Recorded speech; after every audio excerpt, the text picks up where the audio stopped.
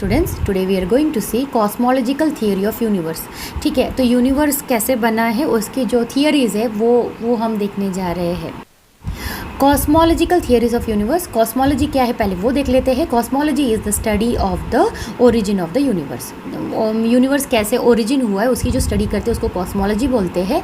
In the understanding of universe through scientific observation and experiment. इसमें scientific observation और experiment जो भी NASA conduct कर रहा है उसके अकॉर्डिंगली जो स्टडी होती है उसको हम कॉस्मोलॉजी बोलते हैं। The three main theories put forward to explain the origin and evaluation of the universe। तीन बड़े theories अवेलेबल है।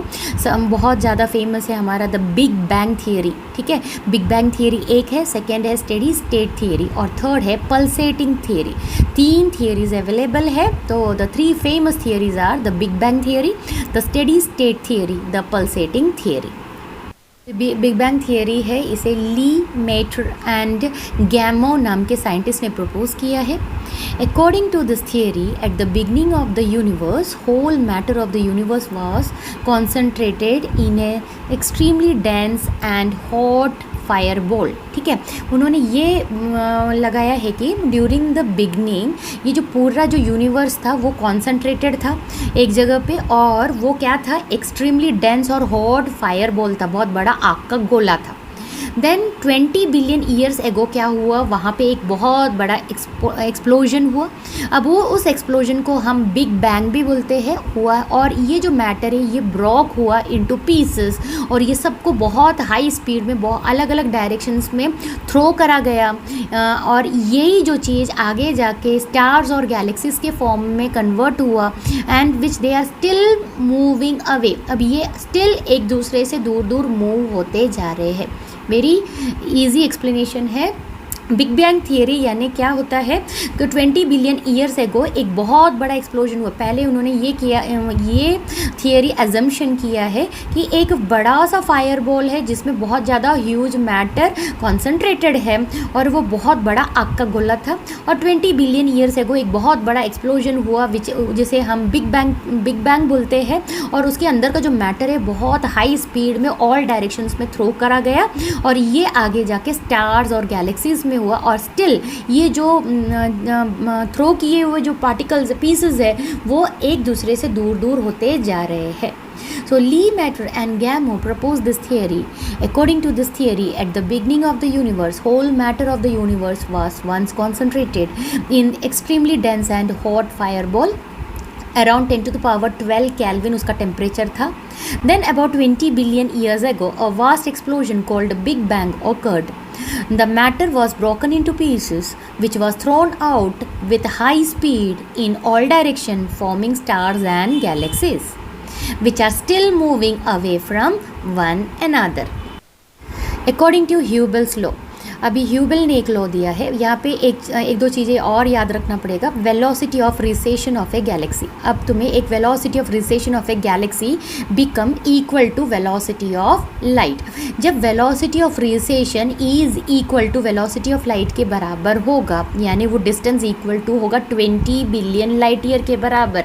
जब 20 बिलियन लाइट ईयर यानी वहाँ पे हमारा velocity of recession of the galaxy बराबर हो रहा है वेलोसिटी ऑफ लाइट के, तो it means light ray from the stars and galaxy which are situated at a distance of 20 billion light year और more can never reach us. ये हमारी एक बाउंड्री है 20 बिलियन लाइट ईयर, जहाँ पे velocity of recession equals velocity of light हो रहा है, यानी डिस्टेंस कितना है 20 बिलियन लाइट ईयर। जब 20 बिलियन लाइट ईयर या उसके बाहर से अगर कोई रोशनी हमारे तक आ रही है तो वो कभी हम तक पहुँचेंगी नहीं।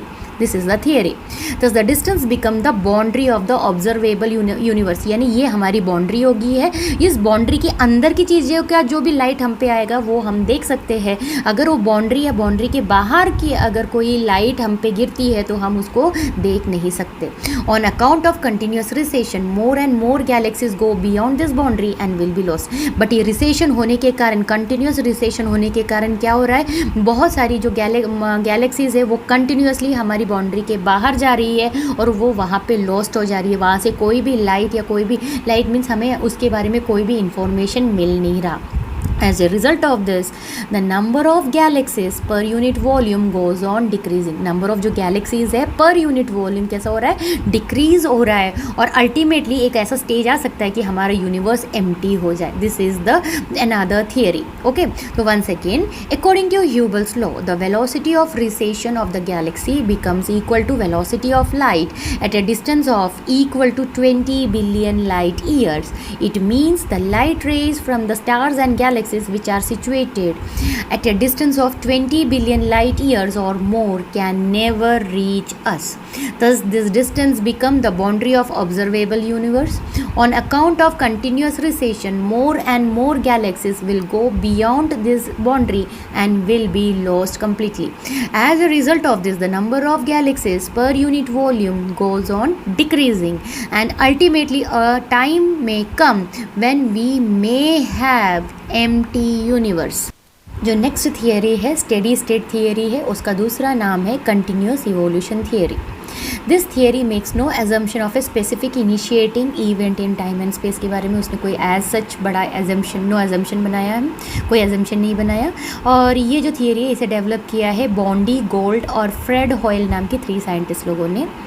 अब according to this theory the number of galaxies in the observable universe is constant. हम जहाँ तक ऑब्जर्व कर सकते हैं वहाँ पे जो ऑब्जर्वेबल जो हमारा यूनिवर्स है, बाउंड्री है, वहाँ पे जो नंबर ऑफ गैलेक्सीज प्रेजेंट है वो कैसा है, कांस्टेंट है. और गैलेक्सीज कंटिन्यूस बनते जा रही है आउट ऑफ एम्प्टी, यानी कुछ भी नहीं है और वहाँ पे गैलेक्सी बन गया, और जो गैप है बिटवीन गैलेक्सीज़ के बीच में गैप है वो उसे फिल करते जा रहा है.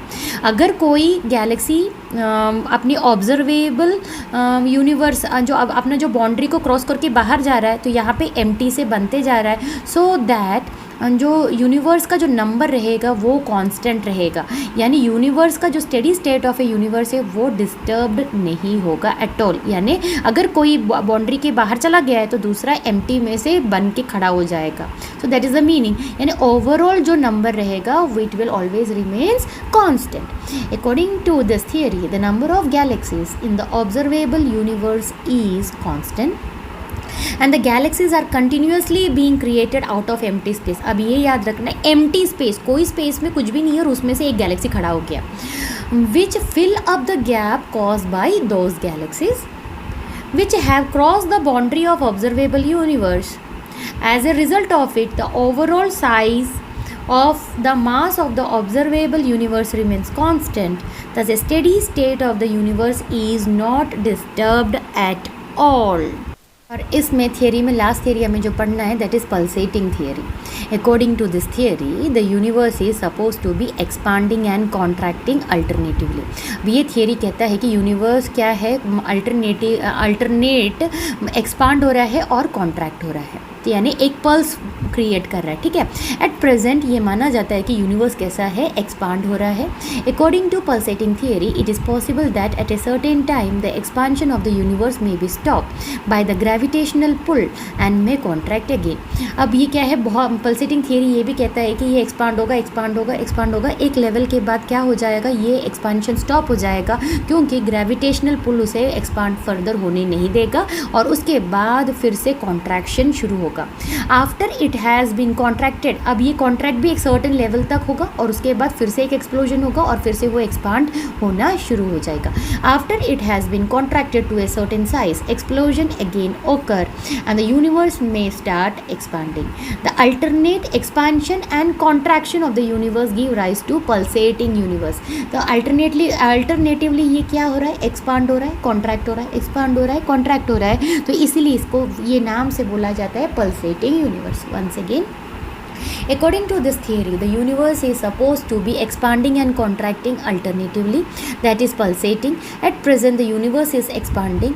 According to pulsating theory, it is possible that at a certain time, the expansion of the universe may be stopped by the gravitational pull and may contract again. After it has been contracted to a certain size, explosion again occurs and the universe will start expanding. The alternate expansion and contraction of the universe give rise to pulsating universe. Thank you.